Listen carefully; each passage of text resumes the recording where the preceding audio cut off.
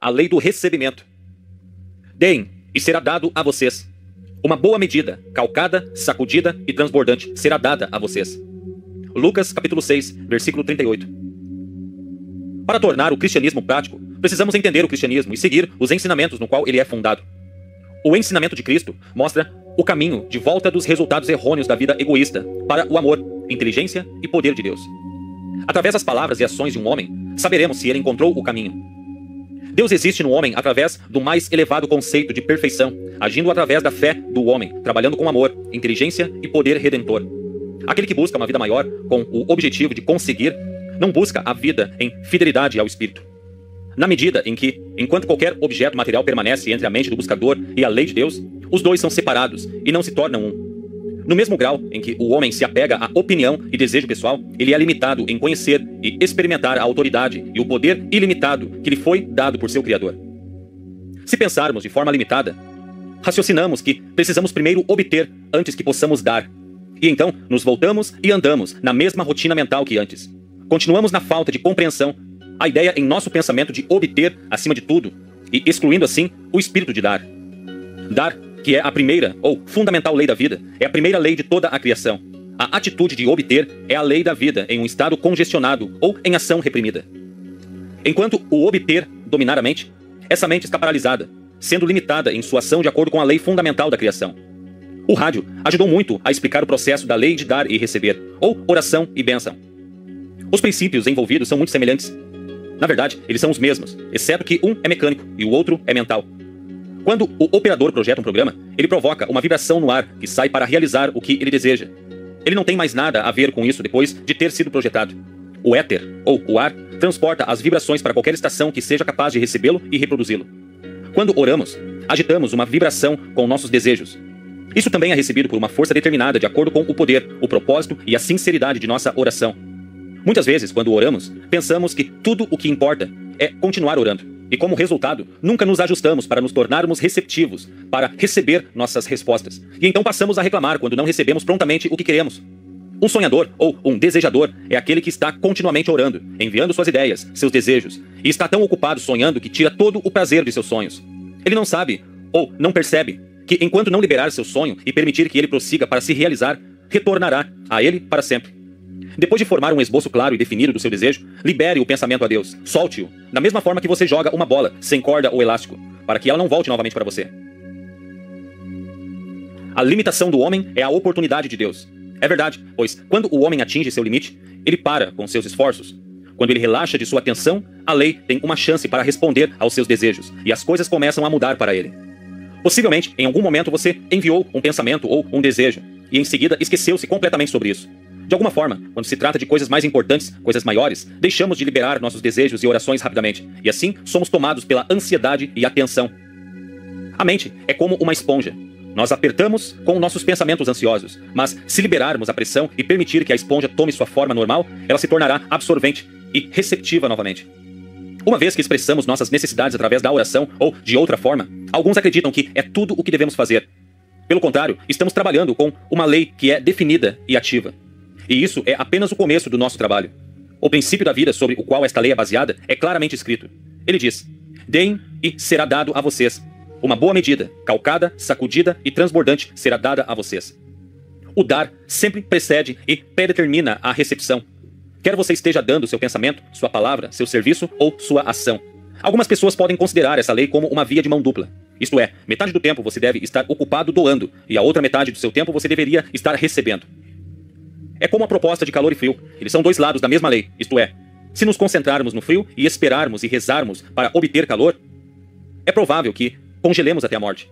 O que devemos fazer é dar todo o nosso pensamento e esforço para construir uma fogueira ou buscar aquilo que criará calor para nos aquecer. Se nos concentrarmos em receber, não dando nenhum pensamento ou ideia ou desejo de construir, nós, da mesma forma, podemos perecer. A lei diz: é mais abençoado dar do que receber. E como você dá livremente, você recebe livremente.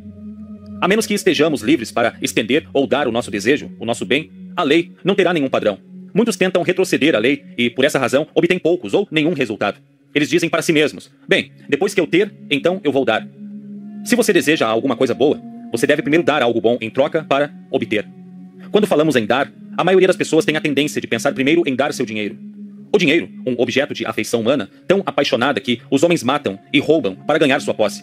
É por natureza tão obediente à nossa vontade que podemos segurá-lo gentilmente em nossas mãos ou dobrá-lo com carinho em nossa bolsa sem sentir resistência alguma. Com todas as ideias egoístas que o homem se apega, o homem não mudou sua natureza ou seu propósito. O que o dinheiro oferece para as várias mãos que tão ansiosamente o agarram? Nada. Nada além da alegria de se dar no cumprimento de sua missão. O homem pode fazer algum ato terrível para obtê-lo. Ele pode pagar por algo prejudicial ao seu progresso. Mas em todas essas trocas, quem perde o valor é o homem, não o dinheiro. Assim como o sol brilha tanto para os justos como para os injustos, o dinheiro passa pela mão merecedora e indigna de realizar seu trabalho. Sua finalidade é a troca sem discriminação. O dinheiro deixa a discriminação para a mente que o está usando. O dinheiro vai alegremente a caminho, sem perder nada em valor próprio. Ele apenas se doa. O dinheiro surgiu para preencher a necessidade de troca. Esse é o seu propósito. Independente da nossa atitude em relação ao dinheiro, o mesmo permanecerá fiel à sua natureza, enquanto for necessário para o seu mestre, que é o homem. O dinheiro representa a lei dos serviços. Seu valor é estimado pela mente do homem, que o usa, enquanto sua forma é projetada para assegurar a troca mais fácil. Quando damos nosso melhor em algum serviço útil, esquecendo-se de si mesmo, concentrando-se na alegria de dar em vez de concentrarmos nos retornos, descobrimos que nosso propósito unido ao propósito do dinheiro trabalham para o bem eterno. Frequentemente, eu ouço as pessoas dizerem: bem, eu dou, e às vezes até faço doações sem querer dar, mas raramente vejo qualquer sinal de retorno. Há um jeito certo e errado de dar. Há uma doação descuidada e impulsiva, e há uma doação cuidadosa e científica. Quando damos algo a uma pessoa ou um grupo de pessoas que não fazem nenhum progresso, estamos desperdiçando nossa substância. Se damos algo para alguém que não se esforça para ajudar a si mesmo, não precisamos esperar um bom retorno. A natureza não suporta um parasita ou um vagabundo, mas ela dá energia para aqueles que estão lutando e favorecendo o progresso. A natureza deixa o parasita e o vagabundo ver que ela só irá ajudar se eles se esforçarem para se ajudarem. Se apoiamos um vagabundo no que ele é e no que ele não faz, como podemos esperar bons retornos? Em vez de bons retornos, o vagabundo se torna arrogante e a cada dia fica mais submisso à sua vagabundagem, e nunca saberemos se de fato ele irá algum dia progredir em sua vida. Uma mulher uma vez deu à sua filha uma casa totalmente mobiliada, quando ela havia se casado, e colocou o genro em bons negócios. O negócio, ano após ano, sempre necessitava de mais fundos para continuar ativo, e ela continuou dando dinheiro a ele até que o dinheiro estivesse quase esgotado. Ela estava tendo uma pequena renda e morava em um quarto. Queria saber por que não era abençoada por sua generosidade. Ela deu o que achou melhor, mas pagou em perdas e palavras amargas. O genro exigiu mais ajuda, até que ela não tinha mais para dar. Depois não foi mais bem recebida em sua casa e foi convidada a sair. O seu erro foi em seu julgamento. Ela era tão culpada quanto o genro e sua filha dependente, pois ela era parte da causa do seu fracasso. Eu disse a ela para ficar longe do jovem casal e deixá-los afundar ou nadar sozinhos. Eu tinha certeza de que eles se encontrariam. Ela seguiu o meu conselho, e dentro de um ano, o jovem colocara seus negócios em condições de pagamento. Pela primeira vez, estava operando com lucro. A vida em casa foi restaurada para um estado normal, e todos estavam mais felizes porque seus esforços estavam sendo direcionados para os canais corretos. O jovem se orgulhava de seus esforços, que lhe permitiam fazer o bem por seu próprio mérito. Uma interpretação prática da lei é: quando você vê alguém fazendo um esforço para ajudar a si mesmo, essa é a hora de ajudá-lo, mas não dê a sua substância para aquele que não se ajuda, ou pelo menos tente se ajudar. A pessoa que não se ajuda não só irá abusar do seu presente, mas irá abusar de você, se e quando você deixar de doar. Jesus deu sua substância sempre onde faria o melhor. Ele alimentou a multidão porque eles estavam procurando o bem, não porque estavam implorando comida. Em nenhum lugar encontramos ele dando tanto quanto um pensamento a ninguém, exceto aqueles que desejavam melhorar e crescer. Ele advertiu os outros a respeito de ofertas imprudentes. Ele disse o seguinte: não joguem suas pérolas aos porcos, para que não suceda de que eles as pisem com os pés e que, voltando-se contra vocês, vos dilacerem. Ele quis dizer, simplesmente, não dê sua substância a qualquer um que não possa apreciá-la ou melhorar com ela. É tão tolo quanto dar a uma criança uma arma carregada e esperar que ela perceba o perigo como você percebe. Mais cedo ou mais tarde, a criança, por falta de apreço, irá ferir alguém ou se machucar, para a tristeza de todos os envolvidos. Você não pode construir algo sobre nada e esperar algo em troca. Se, em sua doação, não há princípio do bem em alguma medida, por menor que seja, então você está jogando suas pérolas para longe. Você está desperdiçando sua substância. Muitos acharam o dízimo institucional uma forma bem-sucedida de dar, mas a mente questionadora se pergunta: por que o dízimo seria mais potente do que qualquer outra forma de doação? É mais potente porque você toca a lei de dar e receber de uma forma definida, ordenada ou sistemática de dar. Você estabelece um plano metódico de dar, que cria um fluxo constante de bem recíproco a ser recebido. Quando o método de dar é esporádico ou ocasional, a recepção do bem é irregular ou incerta. Os cientistas analisam isso. Dizem que o dízimo dá ao homem uma autoconfiança, uma confiança que lhe permite construir uma atitude mental positiva que atrai o sucesso. Há outros que adotam uma visão espiritual em relação ao dízimo. Alguns cometem um erro sobre o dízimo, quando são egoístas ou quando fazem uma barganha. Lembre-se, não é o dinheiro que você dá, é a ideia da doação que é tão vital. Se você der dinheiro e a ideia for totalmente de barganha, sua mente não é livre. Portanto, seus resultados não podem ser livres e fluidos. O dízimo, não importa o que se pense, tem a tendência de alinhar o homem com a lei da doação e seus resultados serão proporcionais à honestidade, sinceridade e espírito de seu dom. Jesus louvou e abençoou a viúva que lhe deu todo o seu dinheiro no cofre do templo, mas criticou o homem rico que oferecia as suas malas de ouro. Por que você acha que ele se excedeu neste caso em louvar o humilde presente da viúva? Ele sabia que a lei da doação estava em ação. Foi o espírito de seu dom que motivou sua bênção.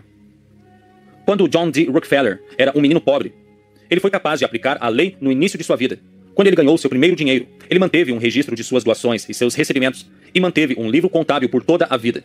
Sabe-se que ele doou mais de $500 milhão. Possivelmente podemos julgar porque ele recebeu tanto para dar. Mas depois que damos, isso não é tudo o que precisamos fazer. Nosso próximo passo é preparar-se para receber a resposta ou os resultados de nossa doação e passar a receber, conforme a lei declara, uma boa medida, calcada, sacudida e transbordante. Essa é a parte mais interessante, porque nossa preparação mostra nossa fé ativa. Em vez de balançar e esperar, estamos nos preparando e trabalhando. Isso, por sua vez, amplia nossa visão, estimula nosso interesse, dispersa nossa dúvida e medo e energiza nosso poder de recepção. Isto foi claramente ilustrado por Elias, o profeta, quando os 3 reis vieram a ele e pediram que ele orasse por eles para que eles fossem vitoriosos em batalha e que eles pudessem ter chuva para suprir seus soldados e os animais. Elias ordenou aos reis que voltassem para seus acampamentos e se preparassem para o dia seguinte. E se preparassem também para receber a água da chuva que eles pediram, cavando valas para represar a água. Agora, se você já esteve no deserto, você saberá que foi uma ideia muito tola cavar valas na areia e esperar que a chuva caia. Mas os reis fizeram o que lhes foi dito. Eles se prepararam para a chuva cavando as valas, e as nuvens se juntaram, e a chuva caiu, e as valas se encheram. Os homens e suas feras estavam satisfeitos, sua sede foi saciada, e indo para a batalha fortalecidos, eles foram vitoriosos. Elias, conhecendo a lei, instruiu-os a se prepararem e facilitaram o recebimento do que eles queriam. A chave para a lei, então estamos continuamente atraindo para a vida o que damos e o que esperamos. Atraindo o bem ou o mal, ambos são governados por esse mesmo princípio. Você provavelmente fez a observação. Sim, é exatamente como eu esperava. E especialmente quando surgiu alguma condição ou circunstância desagradável, você convidou a condição só porque você deu a ideia de esperar. Você também pode esperar que o bem apareça através do mesmo princípio e você pode ajudá-lo a passar pelo método de sua preparação. Muitos fracassos, na realidade, são porque não forçamos nossas expectativas a manter o ritmo com nossos desejos. Muitas vezes desejamos uma coisa e esperamos em nossos corações outra, o que cria confusão. E o Mestre Jesus disse: uma casa dividida contra si mesma não pode subsistir. Quando uma mente está confusa, não há cooperação. Nem existe força unida para atrair a força que ela exige. As radiações mentais positivas afastarão todas as nuvens de dúvida e medo com a expectativa confiante de que todas as coisas funcionarão bem. Você opera uma lei que pode e vai colocar as coisas certas. Existe um poder dentro de você, maior do que qualquer dificuldade que você possa encontrar. E esse poder nunca deixará de ver o que você faz. Você pode perguntar: posso desejar coisas que não estão prontas para eu ter? Posso exigir demais da lei? A lei retém de mim coisas que não são para o meu bem? O verdadeiro desejo representa o anseio da vida, buscando uma expressão mais completa, e é mantido vivo pela contínua expectativa de seu cumprimento. Isso nos traz os meios para suas manifestações. O princípio explica: nenhum desejo é sentido até que o suprimento esteja pronto para aparecer. Nenhuma mente pode estar consciente de uma necessidade ou desejo, a menos que exista a possibilidade de seu cumprimento. Sua oração, seu desejo e seu impulso interior são como um ímã. E quanto mais fortes eles são, mais forte é o poder de seu ímã e maior sua atração. Você nunca irá pedir muito da lei, pois ela é ilimitada e o suprimento é inesgotável. Você pode obter apenas o que você pode conceber, o que você pode entender. Você pode obter apenas o equivalente ao que você dá. A lei não retém mais do que a matemática retém seus números. Considerando que você comete muitos erros, os erros permitem-lhe, pela sua correção, conhecer melhor a lei. Depois de fazer uma ou várias correções, você nunca mais repetirá o mesmo erro, de modo que a lei lhe serviu bem e lhe forneceu um conhecimento maior. O Senhor ama quem dá com alegria. A lei serve ao livre e disposto doador. Tudo o que você der, dê-lhe um espírito livre e disposto. Aquele que dá muito, recebe muito. Dar o seu melhor é receber o melhor em relação ao grau de sua doação. A razão pela qual tantas pessoas recebem pouco é porque elas distribuem tão pouco. Eles são atingidos pela pobreza porque se recusam a dar. Qualquer que seja a natureza de suas posses, dê e dê abundantemente. Você deve dar a sua vida, interesse, energia, pensamento, habilidade, amor, apreciação e ajuda. Ao dar a sua vida, pensamento e amor, fazendo de bom grado e bem tudo o que vier a você para fazer, você expressa o seu melhor. E quanto mais você dá, mais você recebe. Isso não significa que você deve dar aos egoístas e irresponsáveis, mas ordenar sua vida de modo a fazer uso pleno e adequado de suas energias, faculdades e talentos em vida útil. Se hoje suas habilidades são pequenas e seus poderes insignificantes, comece agora a fazer um uso mais completo deles, e eles crescerão. O indivíduo que faz pleno uso do que ele tem deve ser abençoado com mais e mais, pois, na medida que medires, medirão a ti de igual modo. Este é o caminho do aumento. Esse é o segredo da lei do recebimento. Se o mundo dos negócios aceita a prestação de serviços como a base do sucesso e do progresso, não podemos aceitar a mesma verdade em nosso negócio de viver a vida? Isso não é um pedido religioso, isso é uma boa lógica, ou um bom senso comum, pois se a lei funciona em um departamento, certamente funcionará em todos os departamentos onde quer que escolhamos aplicá-lo. O que quer que você deseje no caminho, seja saúde, sucesso, felicidade, riqueza ou poder, inicie seu caminho por esse procedimento. A lei funciona. Os resultados são certos porque um princípio natural está envolvido. Você pode prosseguir sem dúvida e sem temer. Deseje e espere todo o bem que pode realizar, usar e desfrutar. Quando a mente do homem se torna altruísta a ponto de ceder à lei, o homem nasce de novo, pois sua atitude para com a lei, para com ele mesmo e seus semelhantes muda, e seus negócios assumem o caráter de sua novidade de pensamento. Dando. Para conseguir, ele tentou, mas sua loja ainda era escassa. Para um homem sábio, ele chorou, com uma voz aguda e ansiosa. Por favor, diga-me como posso viver com sucesso? E o sábio respondeu, para conseguir, você deve dar. Quanto a dar, ele disse, o que eu tenho para dar? Já tenho pão escasso e, claro, eu preciso viver. Mas eu participaria da loja abundante da vida. Veio a resposta do sábio. Então você deve dar mais. A lição que ele aprendeu para obter foi esquecido. Para a humanidade, ele se virou com um novo amor gerado. Como ele deu de si mesmo em vida útil, então a alegria coroou seus dias, porque ele enriqueceu dando.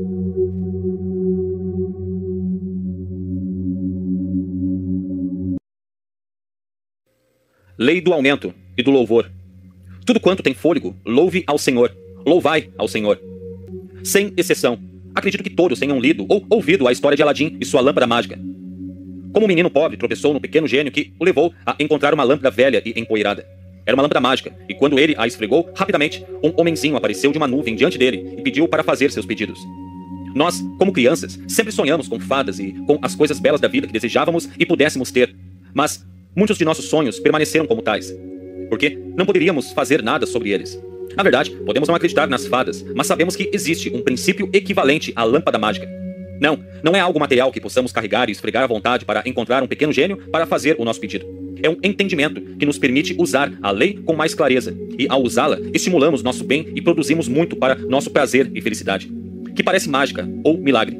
Esse entendimento é o ato de louvar a Deus, a lei, por aquilo que desejamos, e, invariavelmente, a realização desse desejo é acelerada para uma proporção quase que mágica. Este método, obviamente, não é novo.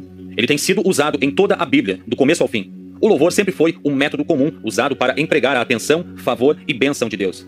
No início da história, aprendemos que o povo traria seus sacrifícios e os colocaria no altar para obter o favor de Jeová, que é Deus. Após esse ato, eles renderiam seu louvor em música e cerimônia, acreditando que assim, sendo favorecidos, suas orações seriam concebidas. Leia a canção de Moisés e observe sua estrutura. Leia sobre a queda de Jericó e observe o processo usado pelo povo, que marchava pelos muros da cidade até desmoronar e cair, e que se tornaram conquistadores. Leia o último salmo de Davi, e ao fazê-lo, lembre-se de que ele tem sido usado pelos hebreus há séculos, e se mostrou mais eficaz ao longo dos séculos. A questão de você cantar canções ou tocar trombetas não traz os resultados pelos quais você ora. Nem você ganha o favor de Deus por causa disso. O efeito de seus esforços não influencia Deus em nenhum sentido, mas influencia você. Ele permite que você seja levantado e, inconscientemente, toque a lei e obtenha sua bênção. O que foi um ato inconsciente ou um método acidental pode se tornar um fato conhecido e um meio regular de estimular o seu bem. Se alguém aprende o método simples de louvor, isso por si só estimulará e aumentará seu bem. Jesus disse uma vez, se alguém tem fé do tamanho de um grão de mostarda, ele poderá mover montanhas. Se alguém pode perceber o poder do louvor, ele pode fazer o mesmo. O louvor é complementar a fé, enquanto a fé é sabedoria e compreensão. O louvor é a aplicação desse entendimento. A fé é a caldeira que contém uma substância de poder, enquanto o elogio é o combustível que gera esse poder em uma força ativa. Se você precisa vigiar constantemente sua caldeira e cuidar especialmente do combustível que a carrega, a fim de tirar o máximo proveito dela, o combustível é uma parte muito importante do maquinário. De igual modo, a fé sem louvor é apenas uma caldeira fria, uma massa inerte de maquinaria. Pode ser bom olhar ou falar sobre, mas sem valor a mais do que isso até que seja posto em movimento e produza. O louvor é um estimulante da mente. Isso estimula a oração. Ele magnetiza todo o bem ao seu redor, transforma esse bem em substância visível e utilizável. Uma mulher estava chorando amargamente e orando em lágrimas a Deus por sua libertação. O mestre a ouviu, calou-a e perguntou: "O seu Deus é um Deus de lágrimas, de tristeza, angústia e dor?" "Ah, não. Deus é um doador de alegria e paz e felicidade e amor." Você quer paz e alegria? Mas você ora ao seu pai com lágrimas. Se você quer preto, você pede branco? Se você pedir um peixe, você espera uma serpente? Se você pedir pão, você irá esperar por uma pedra? Você só pode obter o que espera, pois a lei imutável está sempre trabalhando para supri-lo. A oração não deve ser suplicada ou implorada. Isso gera um estado de tristeza. Deve ser o de reivindicar, declarar, decretar, louvar e agradecer a ação de graças. O louvor é uma avenida de oração pela qual a lei do Espírito se expressa. O louvor é uma estrada larga, enquanto todas as outras formas estão apenas alimentando artérias. Através dessa lei inerente, quando o homem louva, ele avança para cima, para Deus. Ele eleva sua consciência para um reino mais elevado e se torna um canal maior para receber o bem que está sempre esperando para chegar a ele. O louvor abre uma porta em sua mente que lhe permite aproximar-se de Deus e estar em sintonia com as forças divinas dentro e sobre ele. O louvor é o caminho mais curto para completar qualquer demonstração e a maneira mais rápida de desfrutar de uma oração eficaz.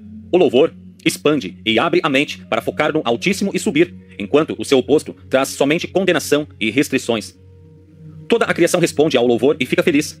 Você pode ter notado algum treinador, após cada apresentação e trabalho, ele dá ao seu grupo um tapinha satisfeito ou os recompensa com alguma comida que eles gostam em especial. A pessoa que faz algo assim é muito sábia em usar a lei para gerar o melhor trabalho de seus cargos e assim dar o melhor desempenho. Você já deve ter percebido como as crianças brilham de alegria e felicidade quando recebem elogios e recompensas. Aqueles que têm problemas com seus servos ou ajudantes podem aprender muito usando esse método e encontrarão uma grande diferença na qualidade e na quantidade de trabalho produzido. Tenho certeza que em algum momento você deve ter experimentado esta forma de trabalhar a lei. Talvez você já teve vontade de largar seu emprego e deixar que outra pessoa se preocupe com isso, pelo fato de não ter ninguém que o recompensasse ou o elogiasse. Talvez tal experiência suprimiu seu interesse e zelo pelo seu trabalho, e você não desejou mais dar o seu melhor. É isso que acontece quando a lei é revertida. Ao passo que, quando alguém o elogia por seus esforços, você sente vontade de se expandir e de fazer o melhor, de se esforçar mais para fazer seu trabalho perfeito. Seu interesse torna-se maior por causa desse prazer e, com sua felicidade, você traz felicidade ao seu trabalho e ao seu redor. É um fato bem conhecido que, até mesmo a vida vegetal é receptiva ao louvor, pois já vi flores que foram elogiadas e as mesmas terem sua vida e beleza prolongadas. Quando somos louvados ou nos elogiamos, há uma resposta física dentro de nossos corpos. Os médicos nos dizem que as células do nosso corpo respondem à lei. Eles parecem conhecer e expandir em força, em capacidade e até em inteligência. Claro, sabemos que a mente que trabalha através de cada célula que causa a expansão. Todos os pensamentos agem através de um éter invisível. À medida que a água se expande quando é aquecida e se retarda em uma massa sólida de gelo quando é resfriada, a lei do espírito é refletida na lei da física. Embora não possamos senti-lo ou entendê-lo completamente, nossos pensamentos estão se movendo continuamente neste éter invisível. E eles estão aumentando ou diminuindo em poder e inteligência. Quando louvamos a riqueza e a opulência de Deus, a lei, nossos pensamentos aumentam grandemente na atmosfera mental. Esse aumento afeta nosso ser, pois reflete em tudo que nossa mente e mãos podem tocar. Se estamos contraindo nossos pensamentos por medo, crítica e reclamação, refletimos que a contração e nossos resultados estão atrasados ou congelados. Amigos antigos retornaram suas afeições quando a lei de louvor foi usada. Um homem me disse que, enquanto dirigia, ouviu um estalo na traseira de seu carro. Ele conversou com a sua máquina e elogiou-a para levá-lo para casa em segurança e sem demora. Ele dirigiu cerca de 30 milhas e entrou na garagem com segurança. Quando ele tentou mover o carro ainda mais, ele descobriu um eixo quebrado. Uma mulher me escreveu dizendo que estava cansada de olhar para um tapete velho que tinha visto dias melhores e prestado um bom serviço. Ela tentou o método de louvor e começou a falar gentilmente com o velho tapete. Dentro de alguns dias, ela notou que um novo carpete estava a caminho do Colorado. E na mesma semana, ela recebeu 3 tapetes menores igualmente novos. O seu marido, ao ver o contraste com o novo revestimento do piso, decidiu apressadamente que deveria ter um novo conjunto de móveis. Então, apesar de tudo, a lei funcionou e, elogiando o velho tapete, ela teve uma sala recém-mobiliada. Se as mudanças estão em coisas sem vida ou em indivíduos vivos, não importa, desde que os resultados desejados sejam obtidos. A lei funciona sem discriminação. Embora o louvor seja bom para outras pessoas e coisas, é também nossa salvação. O louvor muda nossa observação, muda toda a nossa visão da vida. No passado, tínhamos o hábito de buscar nossas fraquezas e falhas, bem como as deficiências dos outros. Mas agora, vemos de forma diferente. Procuramos as realizações, o bem e a beleza que é digna de nosso louvor. Isso, por sua vez, tem um efeito duplo. Ela enriquece nosso ser e somos capazes de irradiar louvor, alegria, coragem e felicidade a todos que são afetados por nossa influência. Ela afeta nosso eu interior de tal maneira que nossa memória começa a reter todos os pensamentos louváveis que lhes são enviados. Isso cria um novo sistema de pensamento e, gradualmente, os antigos pensamentos destruidores são esquecidos e lançados fora para dar lugar aos novos bons pensamentos. Assim, torna-se habitual pensar em louvores, e nossa vida assume a semelhança de todo bem que vale a pena elogiar. O louvor com o coração é muito mais vital e eficaz do que o louvor com a cabeça ou o elogio dos lábios. O louvor não adula e nem influencia a Deus, como acontece com alguns humanos que são transformados por elogios e aplausos superficiais. Louvor não direciona a Deus. É destinado apenas para direcionar o homem e é uma ajuda para capacitar o homem a levantar-se para ficar em sintonia com a lei ou Deus. Levante seu estado de consciência para que ele possa se tornar mais receptivo ao bem sobre ele e elevá-lo acima da falta dele. O louvor aumenta a vibração do homem, acelera sua atividade, estimula sua fé e contata um reino mais elevado de pensamento. Nós copiamos dos israelitas uma prática que é feita anualmente. Todos os anos temos um dia de ação de graças, e muitos pensam que é para expressarmos nossa gratidão pelo ano passado. Se você pensar por um momento, pode facilmente ver que isso é uma reversão da lei de louvor. Tal serviço não deve ser uma revisão, deve ser uma pré-visualização. Isto é, um verdadeiro dia de ação de graças deveria ser uma expressão de nossa fé, não no passado, mas no presente e no futuro por vir. Muitos de nós entramos em uma rotina. Queremos nosso pagamento adiantado. Oferecemos elogios depois que nossos celeiros estão bem cheios. Se tudo está indo bem, estamos dispostos a fazer uma pausa para dar graças pela nossa boa sorte. Qualquer um pode ser grato com o presente já em mãos. Se as condições são ruins, a nossa colheita é magra ou o problema nos aflige. Somos capazes de esquecer de louvar e atacamos nossos fracassos e frequentemente culpamos a Deus por sua suposta negligência. Quando se pode cantar louvores diante da adversidade, a adversidade logo desaparecerá. Isso não é uma promessa, isso é uma lei. Aprenda a render louvor, a ser grato pelo bem em mãos e você terá encontrado a lâmpada mágica do Espírito. Essa atitude mental não apenas traz nossos desejos, mas também gera nossa confiança, fortalece nossa fé, fortalece as coisas que estão por vir. Assim, para poder louvar quando as coisas aparecem, o escuro invariavelmente forçará a luz do sol. Nosso grau de fé na lei e em Deus é medido antes de recebermos, não depois. E esse grau de fé que determina o que seremos capazes de receber, isto é o que Jesus sabia quando ele disse: "O que quer que desejeis quando orardes, acredite que já o recebestes e recebereis." Louvor é essa crença em ação. E essa ação está no tempo presente, está no agora. Amostras de suas obras nos mostram como ele, Jesus, abordou seus problemas. Em um caso, Jesus se virou para o paciente e perguntou: "Você acredita?" Para outro, ele questionou: "Você percebe?" Em um de seus mais difíceis testes, o de ir ao túmulo onde seu amado amigo Lázaro estava morto, nós vemos que sua abordagem não foi diferente. Ele se afastou dos incrédulos e zombadores, e suas primeiras palavras de oração foram: "Pai, agradeço a ti que me ouviste." Por que alguém seria grato em um momento como aquele? Mas o mestre sabia que ele era grato pela resposta à sua oração, que Lázaro seria restaurado à vida novamente. Diretamente, ele gritou em voz alta: "Lázaro, sai para fora." E segundo o que está escrito, Lázaro se mexeu e retornou à vida novamente. Em outra ocasião, 10 leprosos chamaram um mestre pedindo para serem curados. Ele os orientou a irem mostrar-se limpos de sua lepra aos sacerdotes. Mais tarde, um dos homens voltou e expressou sua gratidão a Jesus por ter sido purificado. Jesus virou-se para ele e perguntou: "Não foram 10 limpos? Mas onde estão os 9? Para esse que usou a lei e agradeceu a Jesus, o mestre disse: "Levanta-te, vai, a tua fé te salvou." Um em cada 10 mostrou sua disposição de voltar com um coração agradecido. Ele recebeu uma cura permanente. Um dos primeiros requisitos da lei é que mantemos sempre uma atitude de louvor e agradecimento. Se esperamos receber do bem que é derramado por Deus, devemos nos manter receptivos. E o louvor é um dos meios mais simples conhecidos para conseguir isso. Seja sempre grato, não importa o quão pequeno seja o que tem para agradecer. Fazendo isso, muito mais virá até você. Precisamos manter nossos pensamentos elevados sempre, e o louvor é um meio que fará isso. Se houver alguma ingratidão à espreita em sua mente e coração, comece imediatamente a aprender o Salmo de Davi: "Louvado seja o Senhor." A lei. Quando sintonizamos nossos pensamentos à lei de Deus, essa lei nos serve em proporção. O falecido Russell Conwell, do Templo Batista da Filadélfia, deve ter entendido claramente quando chamou seu povo para participar de um serviço especial de louvor em canto e oração. Qualquer um em sua igreja que desejasse orações por seus problemas era convidado a oferecer ofertas, deixar seu nome e declarar suas necessidades. Um homem simples de poucos recursos veio e pediu que o nome de sua filha fosse distribuído. Ela era paciente em um hospital psiquiátrico e teve que ser afastada por esse motivo. Na semana seguinte, ao dia de louvor, ele foi ver sua filha no hospital e ficou surpreso em tê-la visto bem e considerada curada.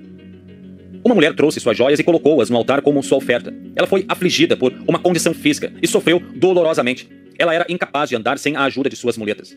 Ao sair da igreja, após a celebração de louvor, ela tropeçou e caiu nos degraus. Quando ela foi levantada, percebeu que tinha sido curada.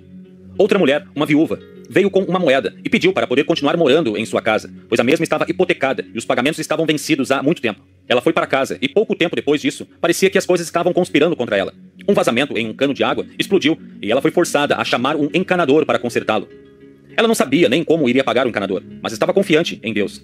Quando o encanador abriu algumas tábuas do assoalho para consertar o vazamento, ele descobriu uma lata de dinheiro que o marido dela havia escondido. E a quantia era mais do que suficiente para pagar a hipoteca e o encanador. Estes acontecimentos são todos verdadeiros e podem ser repetidos por qualquer um que cumpra a lei, como este ministro que acredita em Deus o fez. Aprenda a transformar a lei do louvor em tudo o que você está orando e você verá uma ação. Louvor é fé em ação. Uma lei fielmente observada recompensará generosamente o observador. A lei do louvor elevará você da doença à saúde. Isso te elevará da ignorância para a inteligência, da pobreza para a riqueza, da fraqueza para a força, do medo para a coragem.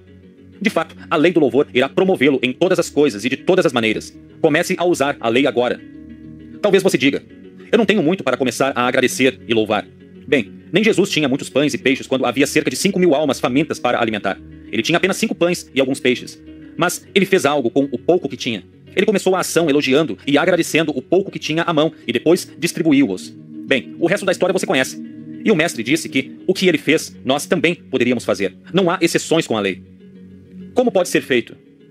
Quando você aprender a pegar o que você tem e construir sobre ele, não com desprezo e condenação, mas com louvor e gratidão, você está trabalhando a lei, e a lei dará o aumento. Louve e agradeça a vida. O bem está em toda a parte.